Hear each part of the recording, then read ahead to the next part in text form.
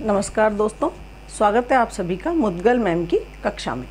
हम पढ़ रहे हैं सूरदास जी की विनय पत्रिका का बहुत ही सुंदर सा पद जिसमें सूरदास जी ने प्रभु को उलाहना दिया है। उनको संबोधित करते हुए कह रहे हैं कि आप सभी पतितों का उद्धार करते हो तो मेरा क्यों नहीं करते।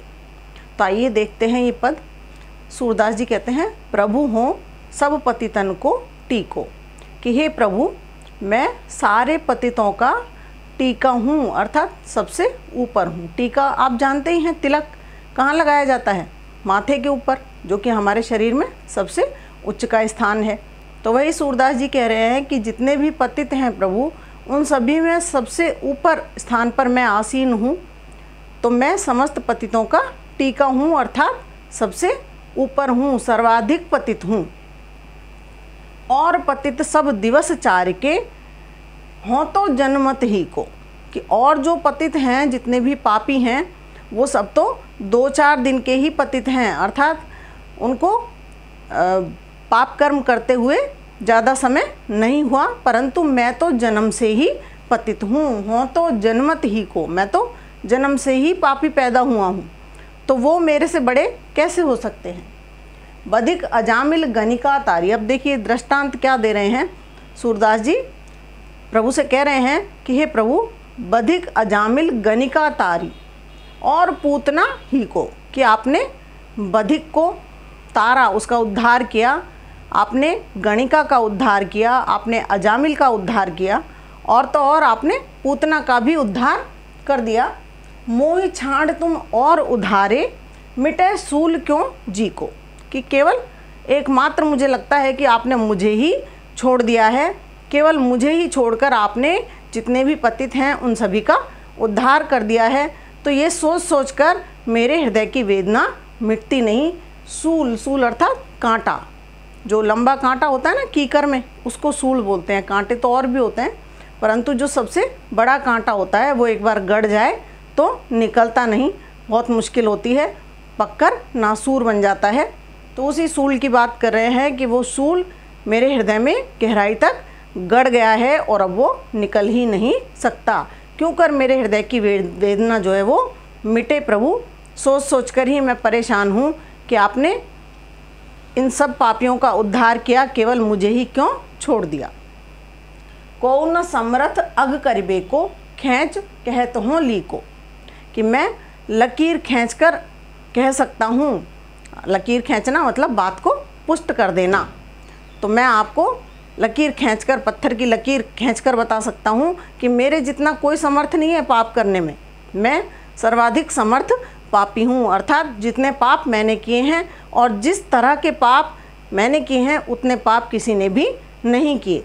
तो फिर आपने उन सब का उद्धार किया और मुझे ही क्यों छोड़ दिया। क्योंकि बहुत सारा जब कचरा हमारे घर में इकट्ठा हो जाता है तो सबसे पुरानी जो चीज़ें होती हैं हम उनको सबसे पहले फेंकते हैं। वही उदाहरण देते हुए सूरदास जी कह रहे हैं, सॉरी मेरे मुंह से तुलसीदास जी का नाम बहुधा निकल जाता है क्योंकि वो मेरे प्रिय कवि हैं।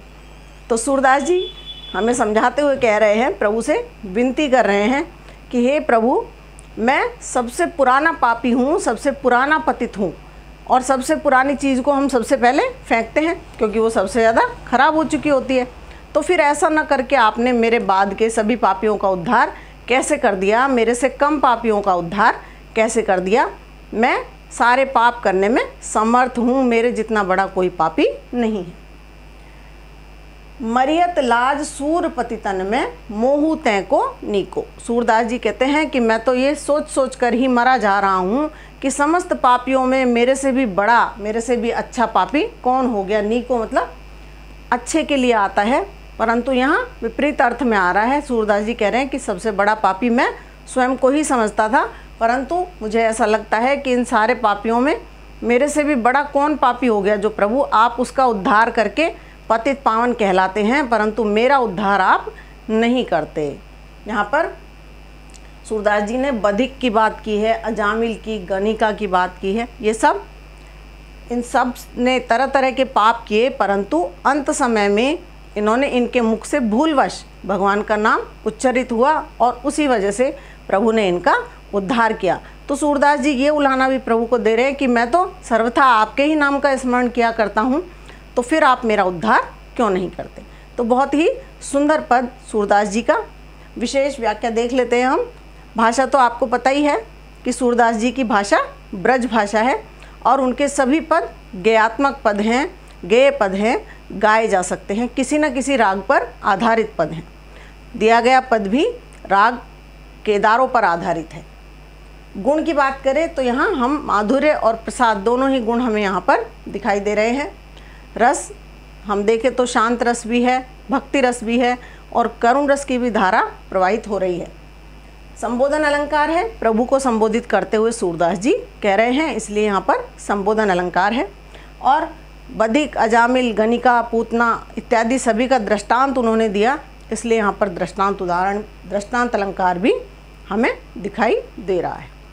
तो बहुत ही सुंदर पद, आशा करती हूँ आपको बहुत अच्छा लगा होगा। अगले पद में फिर से आपसे मिलेंगे, तब तक के लिए आज्ञा दीजिए। नमस्कार।